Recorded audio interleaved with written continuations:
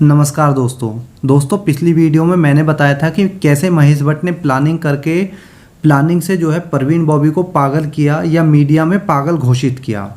जिसने पिछली वीडियो के दोनों पार्ट नहीं देखे हैं वो उन दोनों पार्ट्स को देख ले, तभी जो है आगे की चीज़ें क्लियर हो पाएंगी। दोनों वीडियोज़ के जो लिंक है वो मैं डिस्क्रिप्शन में दे दूँगा। महेश भट्ट वो जो किस्सा हर जगह बताता है कि परवीन बॉबी ने चाकू हाथ में ले रखा था और चिल्ला रही थी, दरअसल वो घटना है 1980 की। और उस समय तक Mahesh Bhatt as a director ही बॉलीवुड में काम करता था, एज ए प्रोड्यूसर नहीं।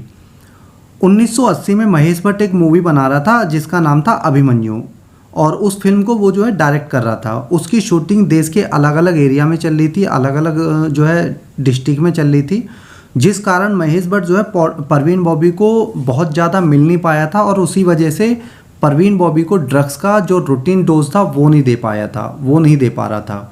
इसकी वजह से परवीन की हालत ज़्यादा ख़राब हो गई थी, और परवीन को जो है उन्हें चीज़ें दिखाई देने लगी थी, आवाज़ें सुनाई देने लगी थी, और या फिर कमरे में कोई खड़ा है, कोई उन्हें मारने वाला है, इस तरह की जो है उनके साथ में घटनाएं होने लगी थी।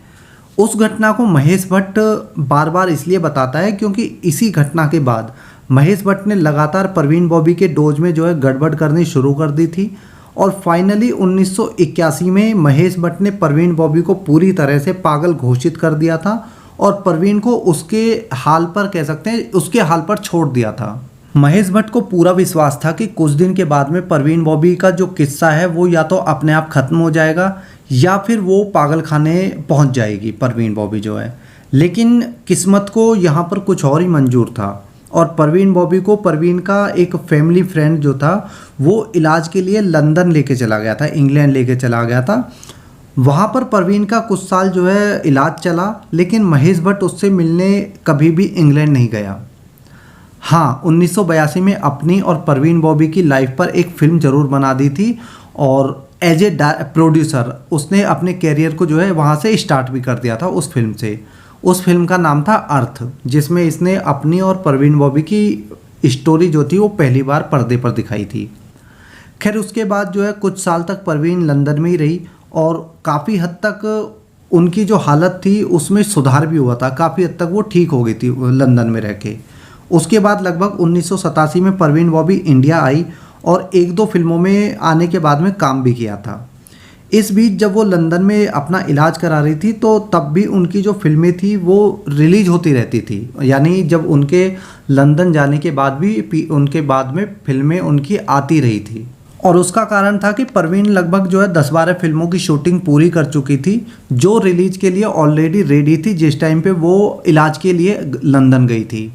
उसी दौरान परवीन बॉबी इलाज के लिए लंदन चली गई, तो वो फिल्में जो है इनके बाद में रिलीज की गई थी, जिनमें कई फिल्में जो है सुपर हिट रही थी, जैसे अमिताभ बच्चन के साथ में नमक हलाल थी, या फिर अर्पण, ताकत, बद और बदनाम। कुछ ऐसी ये फिल्में थी जो उस समय पे बहुत ज़्यादा हिट रही थी। उन दिनों संजय दत्त और परवीन बॉबी का घर जो है एकदम आमने सामने हुआ करता था, यानी रोड के इस पार परवीन बॉबी का घर था, दूसरी पार जो है संजय दत्त का घर था। तो यही कारण है कि जब दाऊद इब्राहिम ने संजय दत्त के घर पर हथियारों से भरा हुआ ट्रक जो है खाली करवाया था, तो वो परवीन बॉबी ने ना सिर्फ अपनी आंखों से देखा था, बल्कि कहते हैं कि परवीन के पास में उससे जुड़े हुए कुछ फोटोग्राफ्स भी थे। उस समय जो है उसके पास में कुछ फोटोग्राफ्स वगैरह थे या कोई सबूत था जो परवीन बॉबी के साथ में ये क्लियर करता था कि संजय दत्त ही गुनहगार है। उसके बाद 93 का ब्लास्ट हुआ तो संजय दत्त जेल चला गया, और ये सबूत जो है बाहर आ ही नहीं पाए उस समय भी। इसके बाद परवीन बॉबी ने कभी फिल्मों में काम नहीं किया, और वो गुमनामी के ऐसे अंधेरे में एक तरह से गायब हो गई कि फिर उसकी खबर जो है जनवरी 2005 में तब आई, जब उनकी डेड बॉडी उनके फ्लैट में मिली थी। कहते हैं उन्हें कई बीमारियां लग चुकी थी जिसकी वजह से उनकी जो है मौत हुई थी, लेकिन इसमें सच्चाई सिर्फ आधी है, क्योंकि 2005 का वो समय था जब संजय दत्त का जो 93 वाला केस था वो अपने चरम पर था। उसकी जो हियरिंग थी वो बहुत ज़्यादा उस टाइम पे चल रही थी।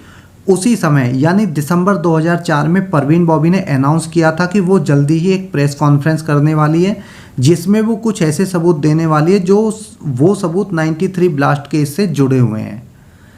ये जो अनाउंसमेंट था वो दिसंबर 2004 में किया था परवीन बॉबी ने, और जनवरी 2005 में 22 जनवरी 2005 को जो है वो अपने घर में मृत पाई गई थी। तो आप जो है समझ सकते हैं कि इस केस में किसका हाथ होगा। इसके बाद जब परवीन बॉबी जो है मृत अवस्था में अपने घर में पाई गई थी तो उन्हें जो है कूपर हॉस्पिटल ले जाया गया था और उन्हें कूपर हॉस्पिटल में जो है नेचुरल डेथ घोषित किया गया था।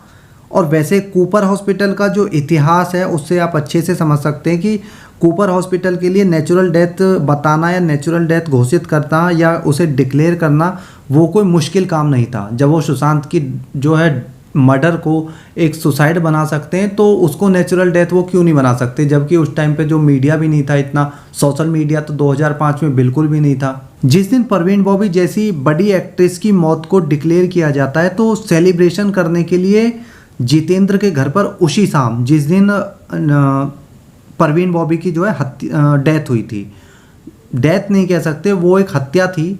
उसी दिन जितेंद्र के घर पर शाम को जो है एक पार्टी ऑर्गेनाइज की जाती है जिस पर एक पत्रकार ने पूछा था उस पार्टी में कि क्या ये पार्टी आज के दिन जरूरी थी जब परवीन बॉबी जैसी अदाकारा जो है जिनकी मौत हुई है। तो जितेंद्र ने कहा था कि सिर्फ एक ही स्टेटमेंट दिया था कि खुशियाँ जो है खुशी के मौके पर ही सेलिब्रेट की जाती है, बाद में नहीं।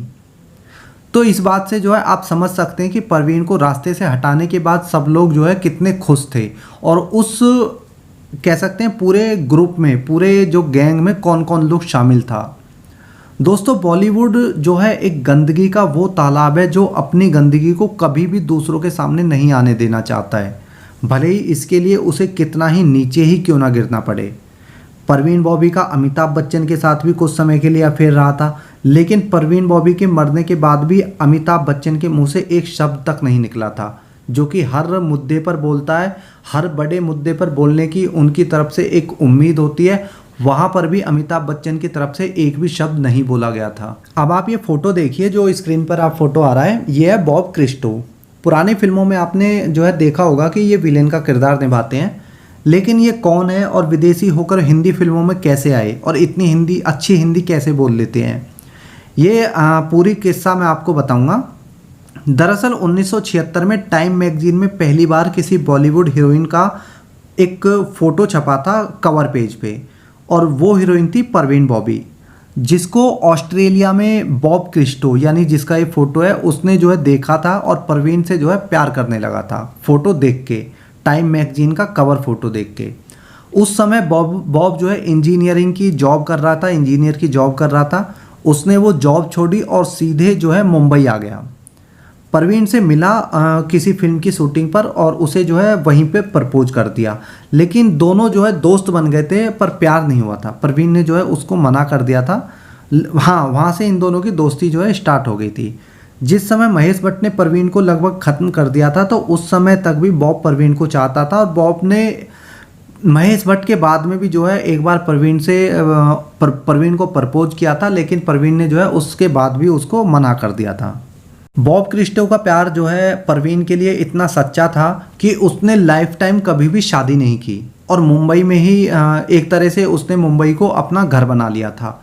बॉब क्रिस्टो ने लगभग 200 फिल्मों में काम किया, हिंदी सीखी, हिंदी के साथ में उसने जो साउथ की लैंग्वेज है जैसे तमिल है, तेलुगु है, मलयालम है और कन्नड़ है वो सीखी, बल्कि वहाँ की फिल्मों में भी काम किया, पर कभी भी जो है वापस ऑस्ट्रेलिया नहीं गया।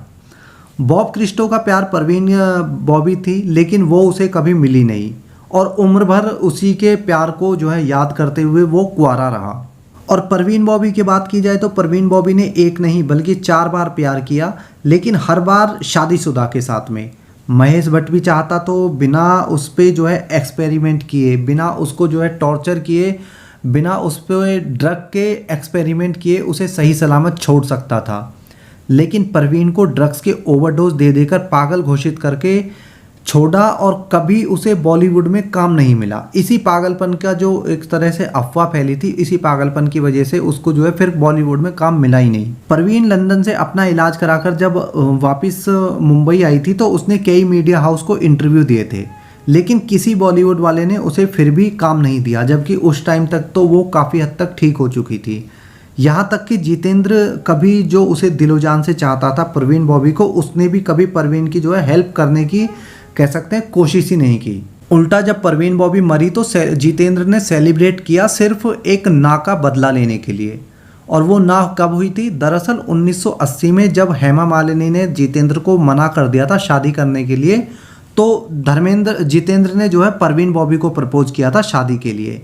लेकिन परवीन ने यह कहकर मना कर दिया कि अब वो जो है शादी कभी करेंगी नहीं और शादी जैसी चीज़ से उनका जो है भरोसा उठ गया है। सिर्फ इसी ना की जो है इतनी खुन्नस हो गई थी जितेंद्र को कि परवीन के मरने की खुशी में जो है पार्टी उसके घर पर ऑर्गेनाइज की गई थी।